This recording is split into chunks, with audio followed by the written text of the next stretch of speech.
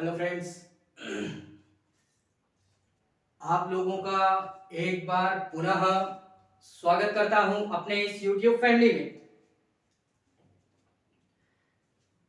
इस क्लास के माध्यम से आज जो हम बात करने वाले हैं वो बात करेंगे इंडियन पॉलिटी की श्रृंखला में। इससे पहले जो भी सारा माहौल हमारा चल रहा था इसी इंडियन पॉलिटी में, उसी को आज हम पुनः एक बार फिर से यानी कंटिन्यू करेंगे। ठीक है, यानी जो भी हमारा भारतीय संविधान से रिलेटेड जो भी सारा चैप्टर का अध्ययन हम कर रहे थे, एक प्रकार से अगर हम बोलना चाहें तो इससे पहले की क्लास में हम लोगों ने भाग 11 तक का अध्ययन किया था। ठीक है, जिसमें हम लोगों ने कई सारी बातों का जिक्र किया था।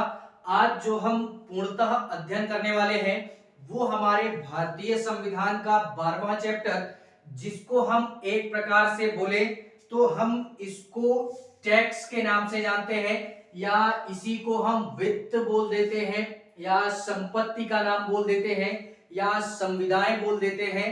तो कुछ भी हम इसका नाम दे सकते हैं। ठीक है, तो फिलहाल में इससे पहले जो भी सारी क्लासें हमारी हो चुकी हैं इस इंडियन पॉलिटी की श्रृंखला से रिलेटेड, उनमें से कुछ वीडियोस का लिंक आपको नीचे डिस्क्रिप्शन में मिल जाएगा। आप सहजता पूर्वक वहां से जाकर के पहले उन सारी क्लासों को देख लीजिएगा एंड तत्पश्चात आकर के इस क्लास में विजिट कीजिएगा। ठीक है, देखते हैं इसी में आज जो हम अध्ययन करने वाले हैं वो हमारे भारतीय संविधान का भाग 12 होगा।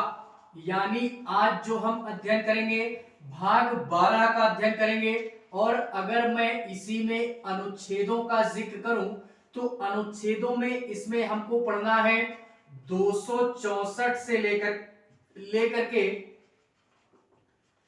300 के मध्य में, यानी 264 से 300 के मध्य जितने भी हमारे अनुच्छेदों का जिक्र भारतीय संविधान की पुस्तक में किया गया है वो सारे के सारे अनुच्छेद हमारे किसके अंतर्गत आते हैं, वो भाग 12 के अंतर्गत उनका संकलन किया है हमारे जो भी संविधान के निर्माता थे। ठीक है, इसमें हम लोग जो पूर्णतः बात करेंगे वो बात करेंगे एक प्रकार से मैं बोल ही देना चाह रहा हूं कि टैक्स की बात करेंगे, या एक प्रकार से बोले संपत्ति से रिलेटेड जो भी हमारी प्रॉपर्टी होगी, या जो भी हमारा फाइनेंस होगा, या जो भी हमारा संविदाएं होंगी, इससे रिलेटेड जो भी सारा माहौल होगा आज हम इस क्लास के माध्यम से उसको पूर्णतः क्या करेंगे, कंप्लीट करेंगे।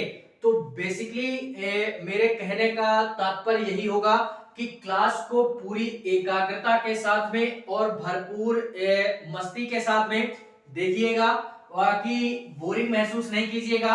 आनंद लेते हैं इस पूरे के पूरे भाग 12 का। और 264 से लेकर के 300 के मध्य में हमारे ऐसे प्रावधान किया है भारतीय संविधान के निर्माताओं ने जो कि पूरे तरीके से पैसों की बात करता है। ठीक है, देखते हैं इसी में स्टार्ट करते हैं और आनंद लेते हैं इस पूरे के पूरे टैक्स से रिलेटेड क्या होता है माहौल। तो इसमें हम लोग बात करें, क्या बात बोली गई, टैक्स का मतलब यही है कि यार एक प्रकार से इसमें बोला ना, मैंने पहले ही बोला कि इसमें जो हम जिक्र करने वाले हैं वो जिक्र करेंगे किसकी, यानी वित्त का जिक्र करेंगे। एंड वित्त के पश्चात में हम इसी में जिक्र कर दें अगर, तो वो हम संविदाओं की बात करेंगे, संविदाओं की बात करेंगे। एंड अगर और मैं इसी में बात करूं तो संविदाओं के पश्चात में इसी में हम संपत्ति की बात करेंगे। ठीक है, और संपत्ति से रिलेटेड ही ये टैक्स वगैरह ये सारी चीजें इसी के अंतर्गत आती हैं। तो हम ज्यादा उसका बखान ना करते हुए फिलहाल में इसको समझते हुए चलते हैं कि टैक्स वगैरह हमारा क्या होता है। टैक्स बेसिकली होता क्या है, ये टैक्स जो होता है ये हमारा एक प्रकार से बोले तो भारत सरकार के द्वारा लिया जाने वाला एक प्रकार से कर होता है, जो कि सारी चीजों में कर हमारा देना पड़ता है। और वो चाहे जो भी व्यक्ति हो, छोटा हो बड़ा हो, यार बड़ा है तो उससे कुछ ज्यादा लिया जाएगा, छोटा व्यक्ति है तो उसके अनुसार उससे टैक्स वसूला जाता है भारत सरकार के द्वारा, ठीक है। और फिलहाल में आजकल हम जो भी चीजें या जो भी वस्तुएं या जो भी माल वगैरह हम अपने द्वारा क्या करते हैं, यानी संचित करते हैं या उसको खरीदते हैं, तो उसमें क्या होता है कि हम यार हर एक छोटी सी छोटी चीज में टैक्स देते हैं। अब वो चाहे प्रत्यक्ष रूप से हो या अप्रत्यक्ष रूप से हो, ठीक है।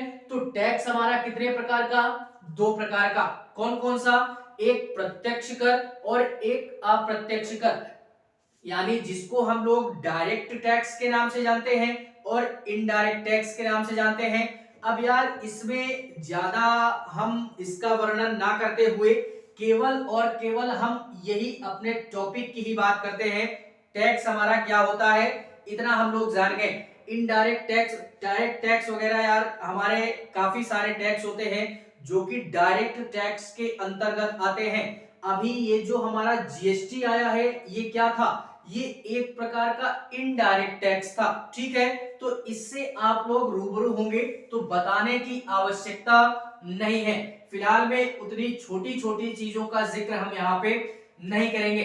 तो इसमें क्या बात बोली गई, इसमें यही बात बोली गई कि टैक्सों के माध्यम से या एक प्रकार से केंद्र और राज्य के मध्य में किस प्रकार से टैक्सों का बंटवारा किया जाएगा और किन किन चीजों में टैक्स लगाया जाएगा, किन चीजों में राज्य सरकार के पास में टैक्स जाएगा, किन चीजों में केंद्र के पास में टैक्स जाएगा और किन सारी चीजों में दोनों के पास में टैक्स जाएगा। इन सारे टैक्स की बात या करों का जो प्रावधान किया गया वो हमारे अनुच्छेद 264 से 300 के मध्य में यही सारी बातें बोली गई है, ठीक है। फिलहाल में हम यहाँ पे उन सारे अनुच्छेदों का जिक्र करेंगे जो कि यार हमारे अध्ययन के दृष्टिकोण से और एक प्रकार से बोले तो परीक्षा के दृष्टिकोण से क्या होंगे, बेहद और बेहद आवश्यक होंगे, ठीक है। देखते हैं इसी में हम लोग बात करते हैं अनुच्छेद 265 की बात करते हैं। किसकी बात करते हैं, अनुच्छेद 265 की बात करते हैं। इसमें क्या बोला गया, इसमें यह बोला गया कि एक प्रकार से विधि के बिना, किसके बिना, विधि के बिना करों का अधिरोपण करने का प्रावधान किया गया है। ये हमारे संविधान की लैंग्वेज है, थोड़ा सा टफ है लेकिन फिर भी हमको क्या करना है, याद रखना है। क्या बोला गया कि विधि के बिना, विधि के बिना किसका, विधि के बिना करों का, करों का अधिरोपण, अधिरोपण इसका प्रावधान किया गया है। इसका कहने का तात्पर्य क्या है, यानी विधि के बिना करों का अधिरोपण का प्रावधान। तो इसका कहने का तात्पर्य यह है कि अगर किसी भी प्रकार का भारत में या इस भारत देश के अंतर्गत किसी भी प्रकार का अगर टैक्स लगाना है तो उसके लिए पहले हमको संसद के अनुमोदन की आवश्यकता पड़नी है या संसद के अनुमोदन की आवश्यकता पड़नी ही पड़नी है। अब अगर केंद्र स्तर पर कोई भी टैक्स हमारा लगाया जाएगा तो वो संसद के अनुमति के बिना हमारा वो टैक्स नहीं लगेगा भारत देश के अंतर्गत, ठीक है। इसके लिए बाकायदा प्रोसेस होता है कि संसद में जाएगा विधेयक, विधेयक के रूप में इसको बाकायदा बहुमत से पारित किया जाएगा लोकसभा राज्यसभा से, एंड उसके पश्चात में राष्ट्रपति महोदय हस्ताक्षर करेंगे। उसके पश्चात में ही कोई भी बिल हमारा पारित होता है या किसी भी प्रकार का कोई टैक्स हमारा क्या होता है, ये लगाया जाता है, ठीक है। तो ये हमारा केंद्र स्तर की बात हो गई।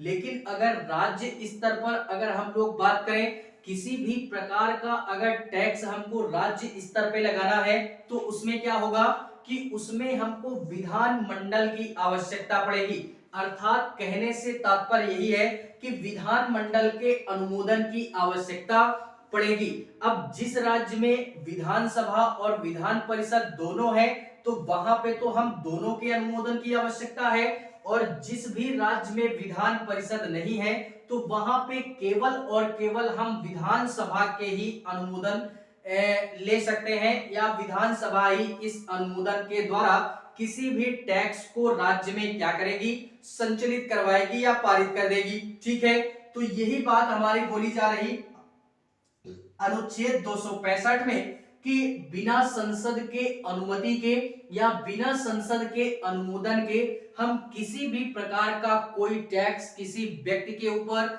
या किसी राज्य के ऊपर या इस पूरे देश के ऊपर हम नहीं थोप सकते हैं अपने मन मुताबिक। ठीक है, तो ये हमने अनुच्छेद 265 क्या करना है, याद रखना है। इसी के पश्चात में अनुच्छेद 266 की बात करते हैं। अनुच्छेद 266 ये क्या प्रावधान करता है, अनुच्छेद 266 प्रावधान करता है संचित निधि का, किसका, संचित निधि का प्रावधान करता है।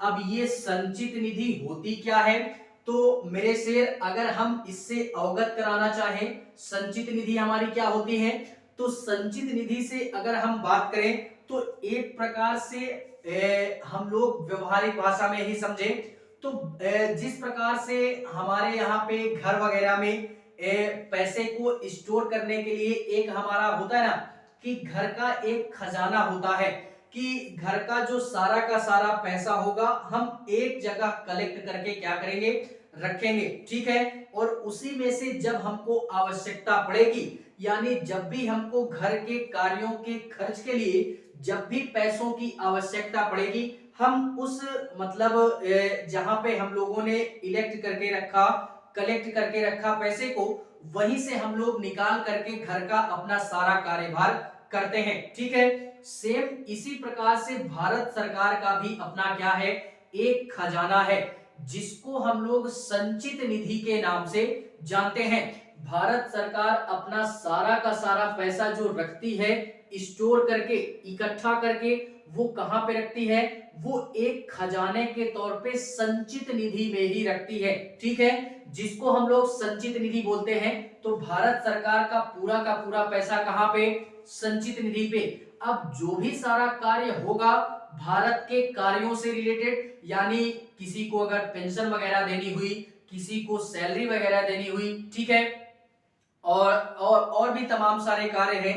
कोई चीजों की आवश्यकता पड़ी, बाहरी देशों से खरीदने की आवश्यकता पड़ी, या कुछ भी देश के विकास के कार्यों में आवश्यकता पड़ी, कोई भी योजनाओं का निर्माण करना है उसमें भी पैसे की आवश्यकता पड़ी, तो यार भारत सरकार को कोई एक दो कार्य तो है नहीं, काफी सारे कार्य हैं। देश को विकसित भी करना है, सबको पैसे भी देने हैं यार, जिनको जिनको जॉब वगैरह दी गई, गवर्नमेंट सरकारी नौकरियां दी गई, उनको भी पैसा देना है।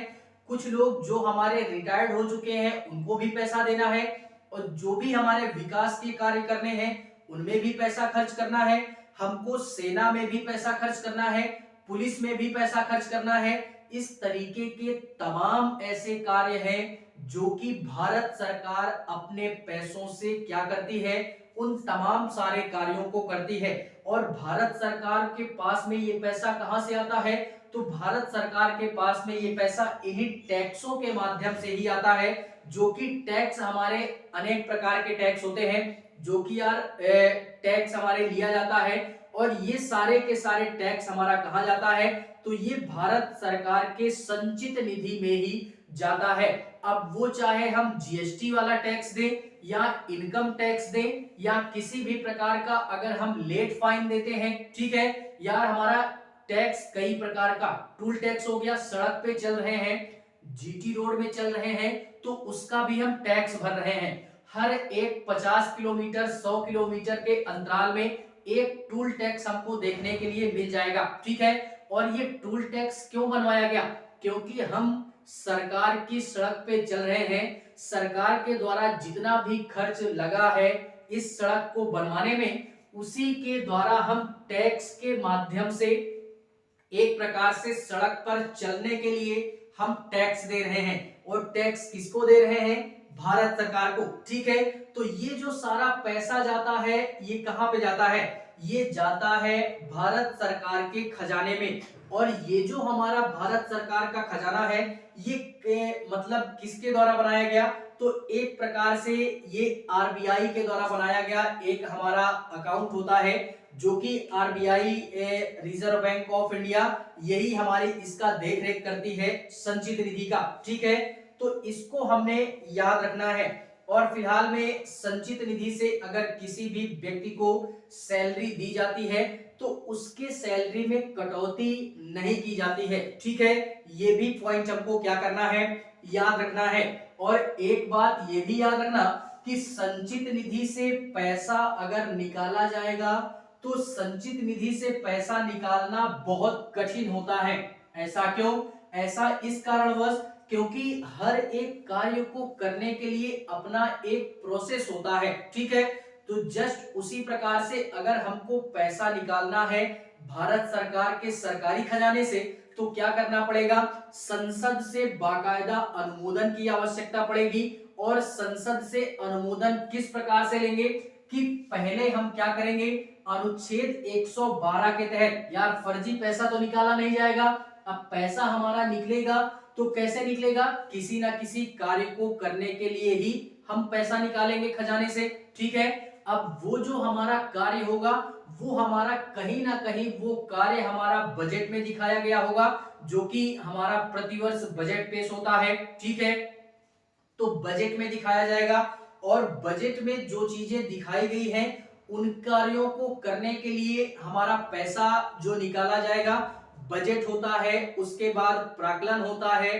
प्राक्कलन के पश्चात में यानी प्राक्कलन एक एस्टीमेट होता है कि इस कार्य को करने के लिए हमको इतने पैसे की आवश्यकता है, इस कारणवश हमको क्या करना है कि हमको पैसा चाहिए। ठीक है, तो प्राक्कलन की आवश्यकता पड़ी, प्राक्कलन के पश्चात में विनियोग विधेयक संसद में पारित होगा। विनियोग के माध्यम से ही किसी भी सरकारी खजाने से हम पैसा निकाल सकते हैं। जब तक विनियोग विधेयक संसद में पारित नहीं होगा तब तक हम सरकारी खजाने से पैसा नहीं निकाल सकते हैं। ठीक है, तो इसी कारणवश मैंने बोला कि संचित निधि से पैसा निकालना कठिन होता है। यानी इसका प्रोसेस यही होता है कि पहले बजट आएगा, बजट के पश्चात में प्राक्कलन आएगा, प्राक्कलन के पश्चात में विनियोग विधेयक आएगा और अगर ये विनियोग विधेयक पारित हो गया तो फिर हम संचित निधि से पैसा निकाल सकते हैं, अर्थात हम संचित निधि से पैसा नहीं निकाल सकते हैं। और एक बात ये भी याद रखना कि जो भी हमारा इस सरकारी खजाने का जो एक प्रकार से रक्षक के तौर पे बोल सकते हैं या सरकारी खजाने का जो रक्षक होता है वो संसद को ही मान सकते हैं। क्यों? क्योंकि यार संसद के बिना अनुमति के तो पैसा निकल ही नहीं रहा। इसी कारणवश बोला जा रहा है कि जो भी हमारे राष्ट्रीय धन का रक्षक करेगा वो हमारे संसद को ही इसका क्या माना गया है, राष्ट्रीय धन का रक्षक माना गया है। तो इतनी सारी चीजें हमको क्या करनी है, याद रखनी है संचित निधि से रिलेटेड। संचित निधि एक प्रकार से आरबीआई के द्वारा बनाया गया एक अकाउंट होता है। ठीक है, और सबसे बड़ा अकाउंट होता है क्योंकि इसी में सारा पैसा जाता है भारत सरकार का। ठीक है, और ये हमारा एक प्रकार से ये भी याद रखिएगा कि इसमें किसी भी प्रकार का झोल झाल नहीं कर सकते हैं। झोल झाल से तात्पर्य यह है कि किसी भी प्रकार का इसमें घोटाला वगैरह नहीं हो सकता। ऐसा क्यों? ऐसा इसी कारणवश क्योंकि संसद में तो हमारा अनुमोदन की आवश्यकता पड़ेगी और संसद अनुमोदन तभी देगी जब हमारा पूरे वहां के सदस्य बाकायदा बहुमत के साथ में क्या करेंगे, विनियोग विधेयक हमारा पारित करेंगे, तभी हमारा सारा माहौल गर्म होगा, अर्थात हम सरकारी खजाने में हाथ नहीं डाल सकते हैं। ठीक है, तो ये हमने याद रखना अनुच्छेद 266 संचित निधि का प्रावधान करता है। एंड इसी के पश्चात में बात करते हैं अनुच्छेद 267 की, जिसको हम आकस्मिक निधि बोलते हैं। क्या बोलते हैं? आकस्मिक निधि का प्रावधान किया गया है। आकस्मिक निधि का प्रावधान किया गया है। आकस्मिक निधि क्या है? आकस्मिक निधि यार एक प्रकार से अगर हम इसको समझना चाहें तो व्यवहारिक भाषा में इसको भी थोड़ा सा समझते हैं। क्या कि मान लीजिए हमारे घर का अपना एक क्या है कि पूरा का पूरा बजट होता है, ठीक है, कि मतलब पापा को सैलरी मिली हमारे कि हर मंथ जो सैलरी आती है उसमें हम लोग ये डिसाइड करते हैं कि इस मंथ हम लोग इस चीज पे इतना खर्च करेंगे, इस चीज पे इतना खर्च करेंगे। तो एक प्रकार का हमारा पूरा बजट होता है, ठीक है। तो जिसको हम एक प्रकार से बोल दें कि संचित निधि है, वो हमारा संचित निधि है, उसको स्टोर करके एक जगह पे रखा गया है कि जब भी हमको आवश्यकता लगेगी हम यार इसको यहां से ले लेंगे, ठीक है। लेकिन कुछ हमारा ऐसी परिस्थितियां पड़ जाती हैं कि जिस समय संचित निधि से हम लोग पैसा ना निकाल करके हम लोग आकस्मिक निधि का प्रयोग करते हैं।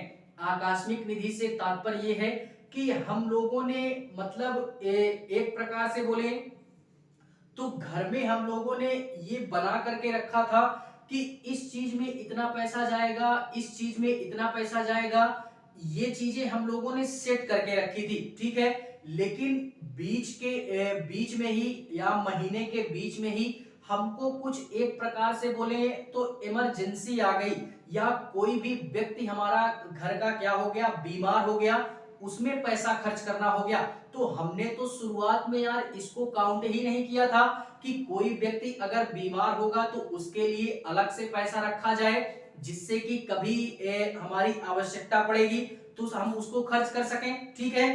तो इसी कारणवश यार एक स्टोर हमारा या एक प्रकार से इस आपात की स्थिति में जो भी पैसा हम खर्च करते हैं उसी को हम लोग आकस्मिक निधि के नाम से जानते हैं कि एक प्रकार से भारत सरकार का अपना भी एक खजाना होता है। जैसे एक हमारी संचित निधि, एक हमारी आकस्मिक निधि, ठीक है। संचित निधि से तो प्रॉपरली आम कार्य हमारे होते रहते हैं और आकस्मिक निधि से पैसा हम तब निकालते हैं जब भारत देश के अंतर्गत किसी भी प्रकार की आपात की स्थिति पैदा हो जाती है। जैसे जैसे कि संचित निधि में तो हम लोगों ने काउंट करके रखा था कि अगर किसी भी प्रकार का कोई कार्य होगा एक प्रकार से बोले तो वो हम आम खर्चों में डाल देते हैं और वो हम संचित निधि से आराम से कर सकते हैं, ठीक है। लेकिन आकस्मिक निधि से तात्पर्य यही है कि अभी जैसे हम लोग हाल फिलहाल में देखा कोरोना महामारी थी हमारी, सरकार को अंदाजा नहीं था कि एक हमारी महामारी आएगी जिसको हम कोरोना के नाम से जानते हैं और इस कोरोना से उबारने के लिए भारत के हर एक व्यक्ति को टीके की आवश्यकता पड़ेगी। तो इसमें भी हमको पैसा खर्च करना पड़ेगा, तो इसका तो हमने एस्टीमेट ही नहीं बनाया था, ठीक है, जिससे कि हम इस पर खर्च कर सकें। तो इसी कारणवश एक हमारा जानबूझ करके हमारी सरकार भी चतुर होती है और हम घर वाले भी यार एक प्रकार से ऐसा स्टोर करके रखते हैं, ठीक है। यानी हम लोग एक प्रकार से अपने आगे अग्रणी भविष्य की एक प्रकार से सुविधा के लिए हम लोग थोड़ा बहुत पैसा जमा करके रखते हैं कि अगर किसी भी प्रकार की कोई आपात की कंडीशन आती है और वहां पे अगर पैसा हमको दिया जाना होगा तो हम इस पैसे से अपना कार्य करेंगे, ठीक है, कार्य हमारा निकलना चाहिए। तो सेम उसी प्रकार से ये कोरोना महामारी जैसे हमारी थी तो भारत सरकार ने उस समय संचित निधि का प्रयोग ना करते हुए वहां पे आकस्मिक निधि का प्रयोग किया। यानी आकस्मिक निधि में जो भी हमारा पैसा होता है उस पैसे को निकाला गया और उसी पैसे से पूरे के पूरे भारत देश के संदर्भ में ये कोरोना जैसी महामारी जो थी इसमें हमारा पूरा का पूरा पैसा क्या किया गया, इन्वेस्ट किया गया।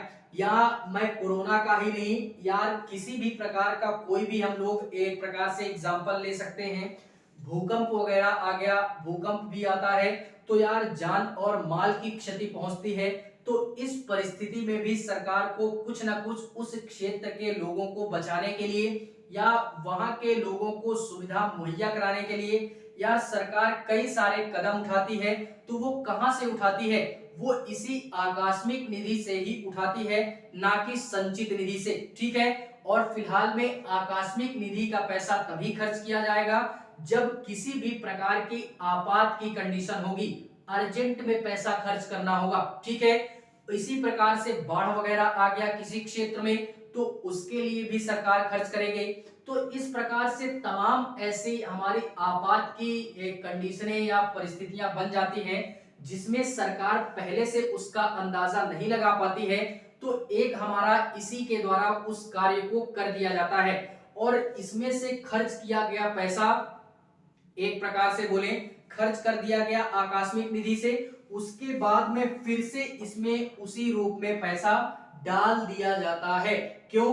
क्योंकि आकस्मिक निधि से हर हमेशा पैसा खर्च नहीं किया जाता है। ठीक है, जितना पैसा खर्च किया गया काम होने के पश्चात में उतना पैसा क्या किया जाएगा, फिर से आकस्मिक निधि में डाल दिया जाएगा। और ऐसा रिपोर्ट के मुताबिक बताया जाता है कि कम से कम आकस्मिक निधि में 500 करोड़ रुपए होने ही चाहिए। ये हमारा क्या है, आवश्यक है कि कम से कम 500 करोड़ रुपया होना चाहिए आकस्मिक निधि में। ज्यादा से ज्यादा कुछ भी हो सकता है, वो उस राष्ट्र पे निर्भर करता है या उस देश पर निर्भर करता है कि वो देश हमारा कितना बड़ा है या कितना छोटा है। छोटा भी होगा फिर भी 500 करोड़ के नीचे पैसा नहीं होना चाहिए। ठीक है, हमको लग भले रहा है कि 500 करोड़ ज्यादा अमाउंट है, लेकिन पूरे देश के संदर्भ में अगर बात करें तो 500 करोड़ कुछ भी नहीं है। ठीक है, कोरोना की महामारी में वैक्सीन बनाने में कितना पैसा खर्च हुआ होगा, हर एक व्यक्ति को फ्री में टीका दिया गया, तो यार पैसा काफी खर्च होता है, हर एक मामले में पैसा खर्च होता है। ठीक है, तो यही है हमारी आकस्मिक निधि। और फिलहाल में आकस्मिक निधि से पैसा निकालने के लिए किसी भी प्रकार के संसद के अनुमोदन की आवश्यकता नहीं पड़ती है, क्योंकि यार अर्जेंट में पैसा निकालना है और मान लीजिए उस समय संसद का सत्र ही नहीं चल रहा। जब संसद का सत्र नहीं चलेगा तो बजट नहीं आएगा, बजट नहीं आएगा तो प्राक्कलन नहीं पेश होगा, प्राक्कलन नहीं पेश होगा तो विनियोग विधेयक पारित नहीं होगा, और विनियोग विधेयक पारित नहीं होगा तो किसी भी प्रकार का कोई पैसा हमारा निकल ही नहीं सकता। इसी कारणवश ये बोला गया है कि अगर आपातकाल की स्थिति में किसी भी राज्य को या देश में पैसे की आवश्यकता पड़ेगी तो यहाँ पे संसद की अनुमोदन की आवश्यकता नहीं पड़ेगी। यहाँ पे उस व्यक्ति के द्वारा या सरकार के द्वारा डायरेक्टली हमारा पैसा निकाल लिया जाएगा और यहाँ पे केवल और केवल राष्ट्रपति महोदय के हस्ताक्षर की आवश्यकता होगी। राष्ट्रपति महोदय ने अगर हस्ताक्षर कर दिया तो फिर हमारे आकस्मिक निधि से पैसा निकालना आसान हो जाता है। ठीक है, और फिलहाल में आपात की कंडीशन में निकालना है तो राष्ट्रपति महोदय कभी मना ही नहीं करेंगे। ठीक है, तो आकस्मिक निधि से पैसा निकालना आसान है, लेकिन संचित निधि से पैसा निकालना आसान नहीं है। यहाँ पे संसद के अनुमोदन की आवश्यकता पड़ती है। इसको भी हमने याद रखना, अनुच्छेद 267 आकस्मिक निधि का प्रावधान करता है। एंड इसी के पश्चात में बात करते हैं अनुच्छेद 275 की। किसकी बात करते हैं? अनुच्छेद 275 की बात करते हैं। 275 में विशेष राज्य का प्रावधान किया गया है। विशेष राज्य का प्रावधान किया गया है।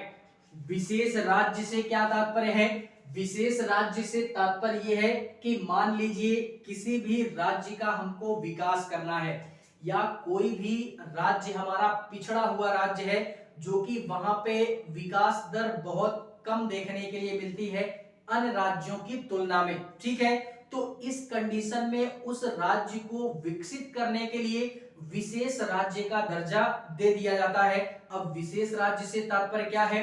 विशेष राज्य से तात्पर्य यह है कि यहाँ पे केंद्र सरकार और राज्य सरकार दोनों मिल करके कार्य करेंगी। ठीक है, तो उस राज्य को हम विशेष राज्य का दर्जा दे देते हैं। अब मान लीजिए केंद्र सरकार को किसी भी राज्य को अगर विकसित करना है तो उस राज्य में वो कोई ना कोई कार्य करेगी। अब उस राज्य में अगर किसी भी प्रकार का कोई कार्य किया जाना होगा तो उस राज्य की भी हेल्प ली जाएगी। सरकार ये कहेगी कि हमको आपके राज्य में हम ये फैक्ट्री लगाने वाले हैं या ये सड़क बनवाने वाले हैं या इस प्रकार का अन्य जो भी कार्य हो सकता है हम करने वाले हैं। आप हमारी हेल्प कीजिए। अब वो जो राज्य है सक्षम है तो हेल्प तो कर देगी, ठीक है, लेकिन अगर वो सक्षम नहीं है हेल्प करने में तो वो क्या करेगी, लेट लतीफी करेगी। अब लेट लतीफी होगी तो केंद्र सरकार की जो योजना होगी उस राज्य के संदर्भ में, वो योजना हमारी या तो फेल हो जाएगी या तो रद्द हो जाएगी, या उस राज्य में उस योजना को चलाने के लिए काफी सारा समय लग जाएगा, ठीक है। तो इस संदर्भ में ये बोला गया कि अगर राज्य सक्षम है तो अच्छी बात है, राज्य अगर सक्षम नहीं है तो इस कंडीशन में उस राज्य को विशेष राज्य का दर्जा दिया जाएगा। और विशेष राज्य का दर्जा से तात्पर्य यही है कि केंद्र सरकार और राज्य सरकार दोनों मिलकर के कार्य करेगी, लेकिन जो ज्यादा प्रेफरेबल होगा वो केंद्र सरकार होगी। यानी 80 से 90% का कार्य या पैसे का जो भी इन्वेस्टमेंट होगा वो केंद्र सरकार करेगी, और लगभग 10 से 20% का जो कार्य होगा या पैसे का इन्वेस्टमेंट होगा वो हमारी राज्य सरकार करेगी, ठीक है। तो इस तरीके करके किसी भी राज्य को विकसित किया जा सकता है और विशेष राज्य का दर्जा दे करके, ठीक है। और एक प्रकार से और भी अगर बोलना चाहें तो विशेष राज्य का दर्जा अगर किसी राज्य को प्राप्त हो जाता है तो वहां का बजट भले ही क्यों ना कम हो, केंद्र सरकार मैनेज कर देती है। केंद्र सरकार अपने पैसे से उस राज्य को क्या करती है, विकसित कर देती है, ठीक है। तो यही है हमारा विशेष राज्य का प्रावधान कि किसी भी राज्य को अगर विशेष राज्य का दर्जा दे दिया जाता है तो उस राज्य को विकसित करना थोड़ा सा आसान हो जाता है अन्य राज्यों की तुलना में, ठीक है। और ये जो हमारे विशेष राज्य हैं, किस प्रकार की स्थिति में किस राज्य को विशेष राज्य का दर्जा दिया जाए, ठीक है।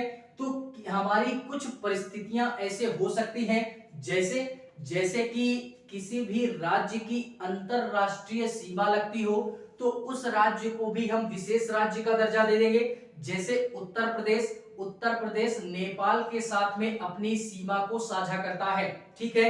उत्तर प्रदेश के पश्चात में हमारा बिहार हो गया, बिहार भी नेपाल के साथ में अपनी सीमा को साझा करता है। इसके पश्चात में उत्तराखंड हो गया, उत्तराखंड भी क्या करता है, नेपाल के साथ में और चीन के साथ में अपनी सीमा को साझा करता है। तो इस प्रकार के जो भी हमारे राज्य हैं जो कि अंतरराष्ट्रीय सीमा को टच करते हैं, उन राज्यों को भी विशेष राज्य का दर्जा दिया जा सकता है उन राज्यों को विकसित करने के लिए, ठीक है। और दूसरी परिस्थिति हमारी ये हो सकती है कि मान लीजिए उस राज्य में हमारे कोई प्राकृतिक आपदा आ गई हो या कोई प्राकृतिक समस्याएं आ गई हो।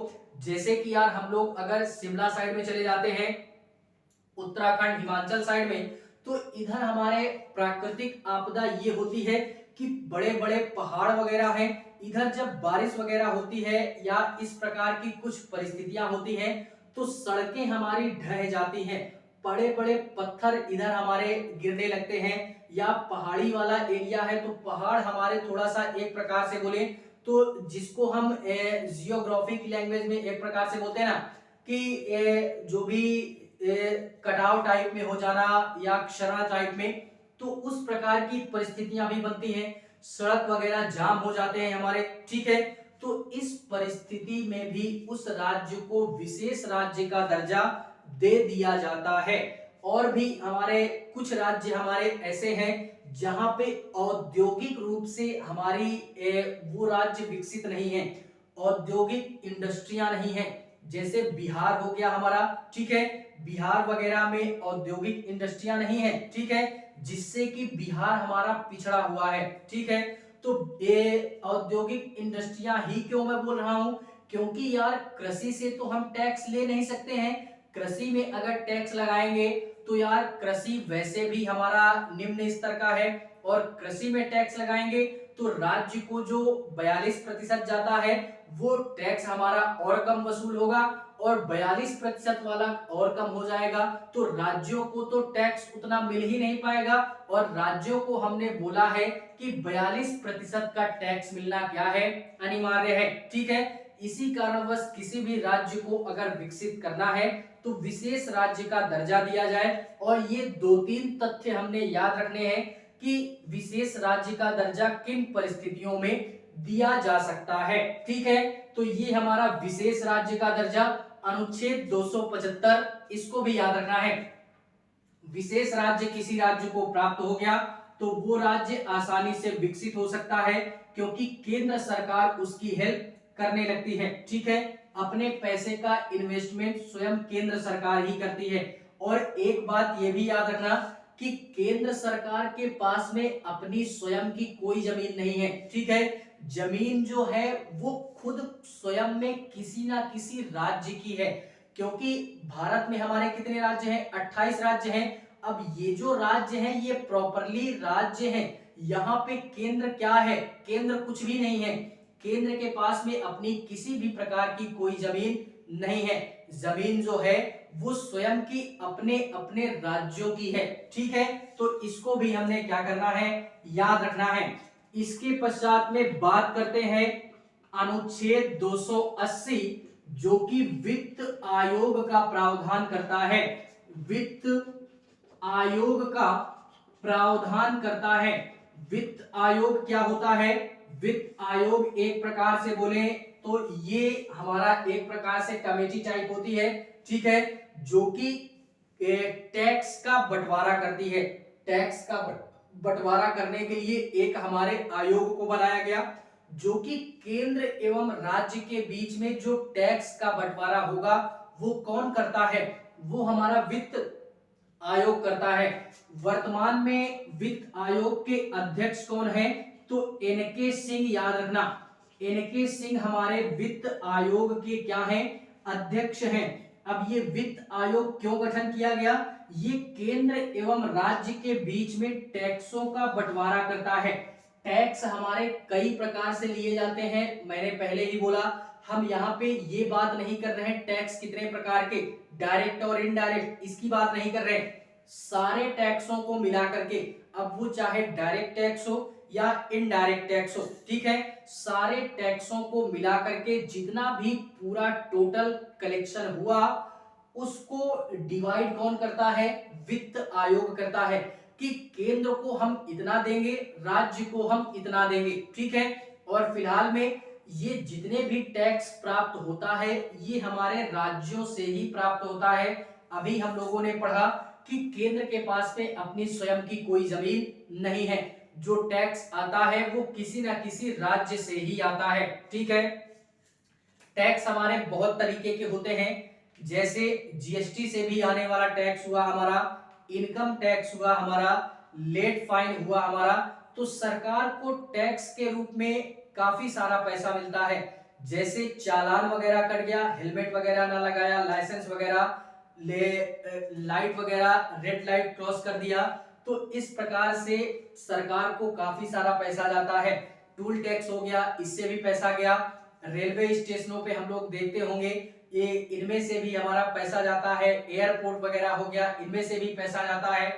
हजारों ऐसे विभाग हैं जहां से सरकार को पैसे की प्राप्ति हमारे होती है। सरकार काफी सारी जगहों से पैसों की प्राप्ति करती है या राजस्व की प्राप्ति करती है। उन्हीं सारे पैसों से देश का विकास होता है, उन्हीं सारे पैसों से सरकार डेवलपमेंट के कार्य करती है, उन्हीं सारे पैसों से सरकार जो भी सरकारी हमारे कर्मचारी हैं उनको सैलरी देती है, उनको पेंशन वगैरह देती है। तो इस प्रकार से सरकार हमारे पैसे कहां से इकट्ठा करती है? इन्हीं टैक्सों के माध्यम से। और ये जो टैक्स का बंटवारा होगा ये वित्त आयोग करता है कि केंद्र को इतना जाना है, राज्य को इतना जाना है।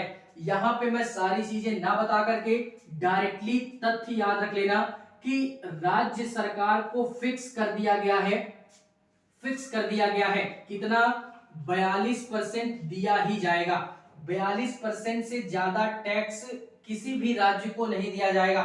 यानी मान लीजिए कि हमारा उत्तर प्रदेश है, हमारा उत्तर प्रदेश में केंद्र सरकार ने कोई भी हमारा पेट्रोल पंप खोल दिया या बड़ी सी इंडस्ट्री हमारी खोल दी, तो ये तो हमारा, मैंने पहले ही बोला, केंद्र के पास में अपनी कोई जमीन नहीं, ये जमीन किसी न किसी राज्य की है। ठीक है, तो इसमें क्या हुआ कि उत्तर प्रदेश में मान लीजिए किसी भी प्रकार का कोई पेट्रोल पंप हमारा खोला गया, तो अब ये है तो केंद्र सरकार के द्वारा ही किया गया कार्य, ठीक है, लेकिन जिस राज्य में है उस राज्य को भी तो पैसा दोगे, क्योंकि उसके जमीन में आपने लगाया है, ठीक है, उसके यहाँ पे लगाया तो उसको भी कुछ ना कुछ दिया जाएगा। तो वहीं पे बोला गया है कि इस प्रकार के जितना भी कार्य होगा उस राज्य से लिया जाने वाला टोटल टैक्स उसमें का 42% राज्य को दिया जाएगा, बाकी 58% का टैक्स हमारे केंद्र सरकार स्वयं ले जाएगी।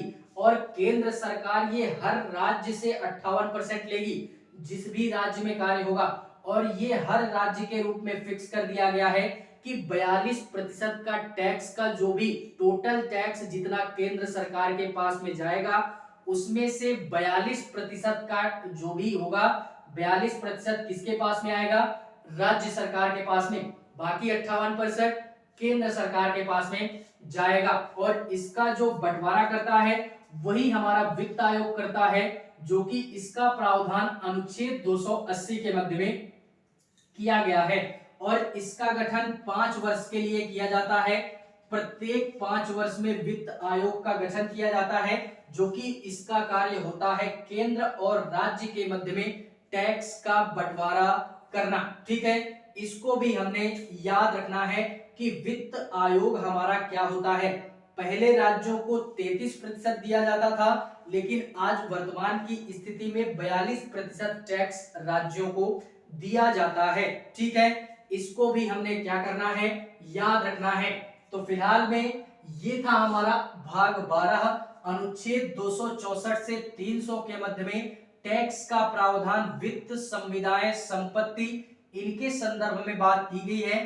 फिलहाल में जितने भी अनुच्छेद हमारे पढ़ने के या अध्ययन करने के दृष्टिकोण से महत्वपूर्ण थे उन सभी के सभी अनुच्छेदों का जिक्र हम लोगों ने इस क्लास के माध्यम से किया है, ठीक है। तो आई होप यार क्लास आपको पसंद आएगी। क्लास अगर पसंद आती है तो लाइक करें, कमेंट करें और चैनल को सब्सक्राइब जरूर करें, ठीक है। बाकी मिलेंगे इसी इंडियन पॉलिटी की श्रृंखला में किसी नए चैप्टर में, तब तक के लिए